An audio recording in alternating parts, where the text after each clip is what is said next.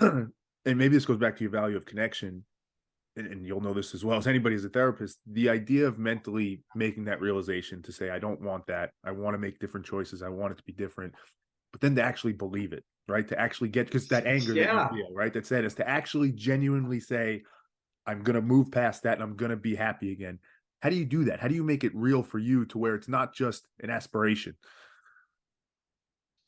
So I'm going back to my story because after that moment, I held on to it and I just built and built. And I just kept saying, I want something better. I want life to be better. And I go to work and I'm dropping balls and parents are getting mad at me. And I'm just like, this is just, I'm just silently suffering and this is not fun. So for me, I knew I needed to take off my mask and I needed to invite people into my circle. And what I did is, I remember leaving one day at work at lunch, and I just drove and I found a church parking lot. And I'm just sitting there, and I'm just like, the pain of holding on to it can't be worse than sharing how I feel. Mhm. Yeah. So I said, I was at a crossroad where I was like, I need to do something different.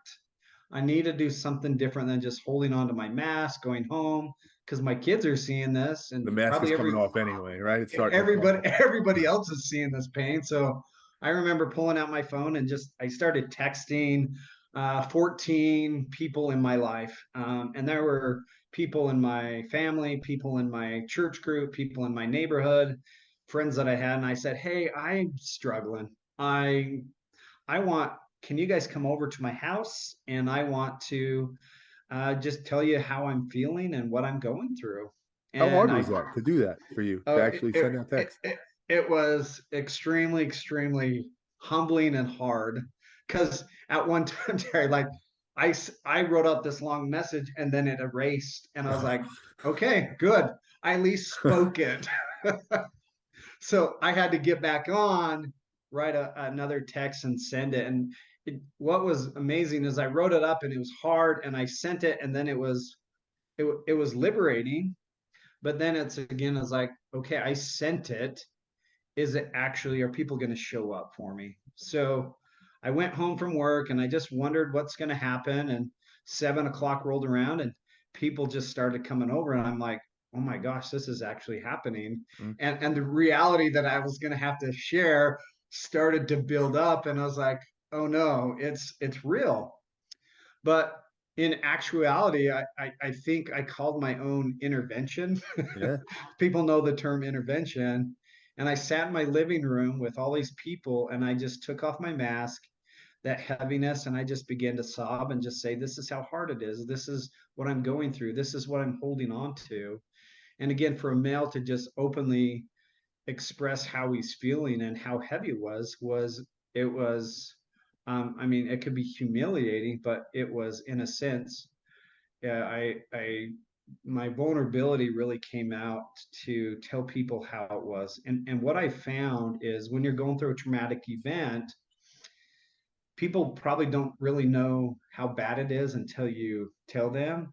So in this moment, I felt like I had to invite them in my circle.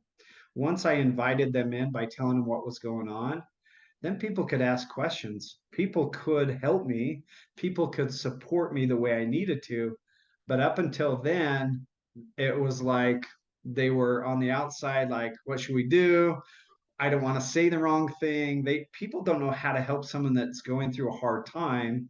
You almost have to coach them how to help you through that process. So up until that point of saying it and speaking it out, I felt so lonely. And that's why I felt really connected with people that wanted to help me when I was vulnerable and open about what was going on. Mm. I wanna hone in on one word you said that is for me resonated deeply, and I want to explore it a little bit. And I'm just curious Yeah. to hear you say more about it. Humiliating, you said at one point. It could be humiliating, and I felt it viscerally as you said it. And it's another one of those things where when I logically try and think through it, what should be humiliating about that? You went through a horrible, horrific life experience. You're suffering. You're reaching out for help. but yet, as you said it, I couldn't help but think the same thing. Like, ooh, I'd be a little maybe like there's some part of that to it. Why do we think that is? What was the humiliation part for you I that think was it's there? just part of our culture, and what the media portrays as a male supposed to be strong and supposed to not be able to be true and honest about their feelings. So for me to just cry and weep with these people was, it's like, man, that's a little like a little bit of What's sense of, wrong with that guy? yeah, Yeah, exactly. Like that's like a little bit of pride coming out. Like I got to hold on to this, and I got to be strong enough. But like, what I learned is a true man is one that opens up and is vulnerable about how he's feeling, not someone that keeps it in, because keeping it in, eventually it comes out. Like whether you like it or not, it's coming out. So let's be a man and choose to share it rather than it comes out in different ways, whether we're angry, whether we're screaming, whether we're mean to our kids, or whether yep. we like start watching multiple hours of TV. It's coming out. We just need to be man enough to be able to share and say, hey, this is what's going on, and model that for everybody that is in our circle of influence, especially like family and friends and our kids. Mm, yeah, I think you're explaining it so perfectly. And again, I say this for me as much as anything. There's a part of me in that type of scenario that worries, like, is it am I, and I say this with full respect, you'll understand what I mean, like, am I being dramatic, is it actually worth having these 14 people come to my house and help me here? And it's hard, and this is a weird thing about humanity too. It's hard for us to think, what, like, that I deserve that it's worth it, that it's worth people's time to come here and do that. Do I really need that? And that's just such a funny thing about how our minds work, in which it can kind of convince us of, like, I'd be asking too much of people to do that, to come here and help me. And it's just, Yeah. it's it's all these mental gymnastics we have to go through in a situation like this, which it baffles me sometimes, of why we're designed that way, of why our mind goes to all these places of humiliation, or maybe I'm putting somebody out, when it's just as simple in some ways as, like, I just need help. I need help from Yeah. people. Can you please help me? I'm not even a But conclusion or a question there, but yeah, how do you think about but that? but remember I said it was harder to hold on to that Right. than to let it go. And I was like, I just waited out and I was like, this is seems easier than keep holding on to it. Yeah. So I'm going to be vulnerable to people that love and care about me. It's not total strangers. So this was easier for me to let go than keep holding on to it.